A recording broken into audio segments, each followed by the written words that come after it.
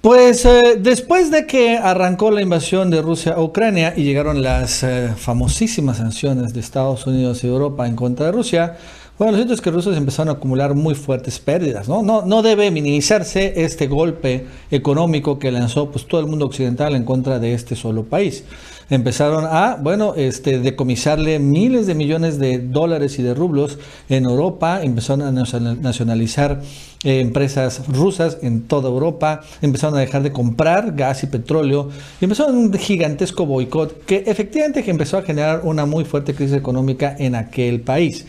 Y bueno, el rublo se empezó a devaluar de una manera muy dramática y todo el mundo parecía, o todo el mundo preveía que esto iba a generar un colapso económico mundial, como sucedió, por ejemplo, con Venezuela, que este bloqueo iba a acabar, ¿no?, con un país ya en un gravísimo problema económico. Sin embargo, lo cierto es que tanto Putin como el Banco Central ruso empezaron a hacer unas maniobras muy audaces para evitar el colapso. Y lo cierto es que también empezó a generar las pérdidas, empezaron a acumularse, pero en Europa y también en Estados Unidos. Y empezamos a ver un efecto boomerang que ha sido muy duro, muy fuerte en contra de los que impulsan las sanciones contra Europa, contra Estados Unidos. Y bueno, la verdad es que el colapso económico empezó a sentirse más en el Reino Unido, en Alemania, en Francia e Italia que en Rusia. Y ahorita lo interesante es que en esta nueva etapa de que todavía hay sanciones en contra de Rusia, ahorita el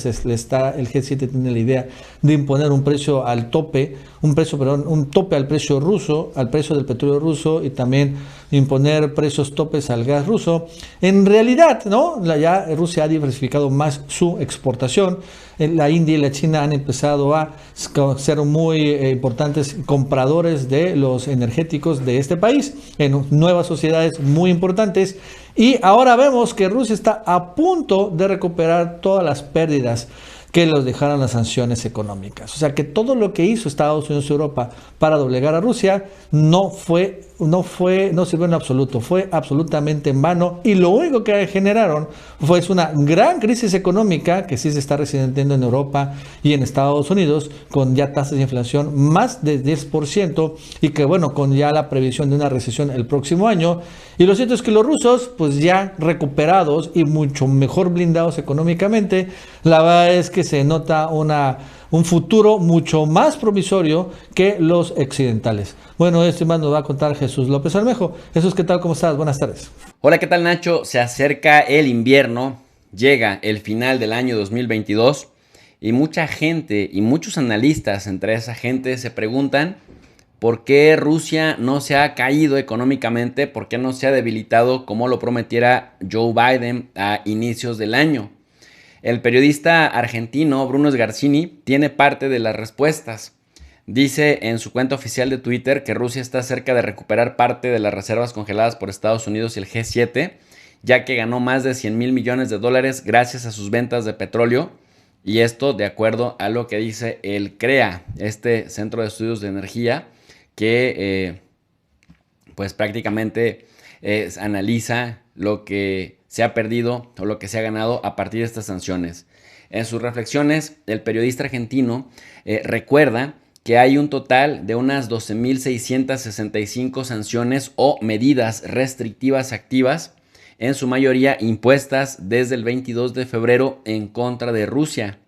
En este sentido, Rusia ya superó a Irán como el país más sancionado del mundo, que antes de la invasión de Ucrania, pues Irán era de lejos el más sancionado. Sin embargo, el tema es que buena parte de estas sanciones, la inmensa mayoría, dice el periodista,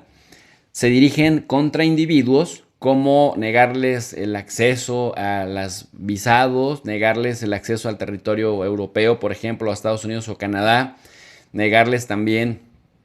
o congelarles cuentas individuales, negarles el espacio aéreo. Y además, bueno, dice de más de esas 12.600 sanciones, solo 1.543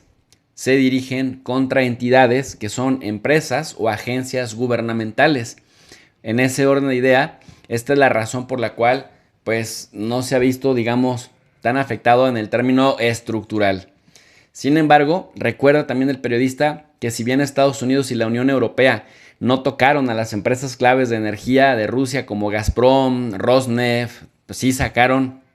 del Sistema Internacional de Pagos, del SWIFT, a las principales entidades bancarias del país, como VTB Bank, Bank Okritie o Novicom Bank, Prosbank, Rosilla Bank o Sovcombank, que bueno, pues eran muy activas económicamente y muy fructíferas antes de las sanciones. También dice, impusieron restricciones a la compra de carbón y a un embargo petrolero en la Unión Europea. Pero ojo, porque los compañeros de Ahí Les Va sostienen que, si bien es cierto que como bloque dejaron ciertas sanciones que restringían la compra de hidrocarburos, de manera individual, cada uno de estos países siguieron incrementando las compras de los productos rusos, principalmente petróleo, gas y carbón. Es decir, hipócritamente y con un doble estándar, mientras como bloque decían ya no te compramos, en lo individual, Bélgica, España, la mismísima Alemania siguieron comprándole más y más, de tal suerte que, de acuerdo a lo que publican los compañeros de Ahí Les Va, basándose en información del Centre for Research and Energy and Clean Air, el CREA, han comprado o le han dado, o Rusia ha acumulado en ganancias provenientes de la misma Unión Europea, más de 109 mil millones de dólares, o dicho de otra manera, casi 110 mil millones de dólares, siendo el petróleo el producto que más compraron hasta en un 52%, gas 46% y carbón 2%, a pesar de que como bloque estaba sancionado. Eso nos indica o nos explica por qué Rusia está a punto de recuperar lo robado, y también esto que dice el The Economist, que la realidad parece ser la de una Europa que entra en recesión y una Rusia que sale de ella. Es decir, que con todas las sanciones, con toda la sacudida que le dieron a Rusia económicamente, quienes parece que están entrando a la recesión y ahí quedarán permanentemente por lo menos lo que resta del invierno, que todavía no empieza, por cierto, es el panorama invertido. Es decir, los sancionadores están recibiendo los efectos de las sanciones que ellos mismos impusieron. Por otro lado, el periodista Sgarcini recuerda que el Departamento del Tesoro recomendó a los bancos más grandes de Estados Unidos que continuaran con sus negocios con empresas rusas como Gazprom y la productora de fertilizantes Fosagro. Y cuando en el Congreso de los Estados Unidos, recuerda el periodista, se le preguntaron a jefes de bancos como Citigroup y JP Morgan por qué seguían teniendo relaciones con empresas rusas, ellos respondieron sin ningún tapujo que era porque estaban siguiendo las instrucciones del gobierno estadounidense, ya que les había pedido a través del Departamento del Tesoro que lo siguieran haciendo, y que el Congreso de Estados Unidos debería entender que el gobierno, que el Poder Ejecutivo todavía no ha impuesto un embargo integral contra Rusia, y que todavía hay bolsas de negocios que están permitidas, lo cual le sigue permitiendo a Rusia seguir teniendo un ingreso importante. Entonces, muchos países que condenaron políticamente la acción en Rusia en contra de Ucrania no lo hicieron en términos comerciales, es decir, mantuvieron sus flujos comerciales,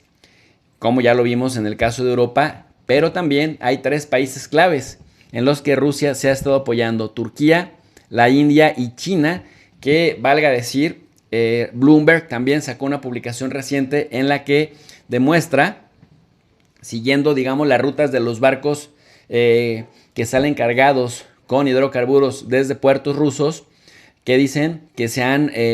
aumentado también hasta en 2.4 millones de barriles de petróleo las ventas de Rusia a China, la India y por supuesto a otros puertos en Asia, lo que sigue siendo muy fluido el ingreso de Rusia. Estamos a la espera de los resultados de este segundo semestre, porque en el primer semestre, con respecto al año anterior, con respecto a 2021, Rusia había ganado 2.6 veces más, es decir, casi 150 mil millones de dólares. Si ya antes de que termine el año tiene una ganancia de 110 mil millones de dólares, eso quiere decir que efectivamente este mismo año recuperaría el total de las reservas que Europa y Estados Unidos, al amparo de sanciones, le han congelado, de tal suerte que Rusia recuperaría su fortaleza, y el mismo Fondo Monetario Internacional lo reconoce, pero Europa va en franca recesión. Nacho, hasta aquí mi análisis. Para un comentario más extenso les invito al canal de Tu Profe DRI. Yo me despido con un cordial saludo para la comunidad del Chapucero USA.